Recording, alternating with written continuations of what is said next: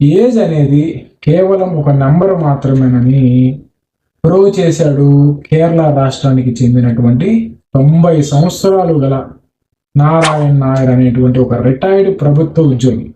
వివరాల్లోకి వెళ్తే కేరళలో ఆసామన్నూరు గ్రామ పంచాయతీ పరిధిలో రేపు నెల అంటే డిసెంబర్ 9, 10 తారీఖులో అక్కడ స్థానిక ఎలక్షన్స్ జరుగుతున్న సందర్భంగా ఈ 90 ఏళ్ల వృద్ధుడైనటువంటి నారాయణ్ నాయర్ ఎన్నికల్లో పోటీ చేస్తున్నాడని ప్రచారంలో భాగంగా ప్రతి ఇంటింటికి వెళ్ళి తనకు ఓటు వేయవలసిందిగా ప్రజలను అభ్యర్థించడం అనేది జరిగింది. అయితే ఎన్నికల అధికారులు కూడా ఇతనికి ఈ నారాయణ్ నాయర్కి కెటిల్ అనేటువంటి ఒక ఎన్నికల గుర్తును కూడా కేటాయించడం జరిగింది.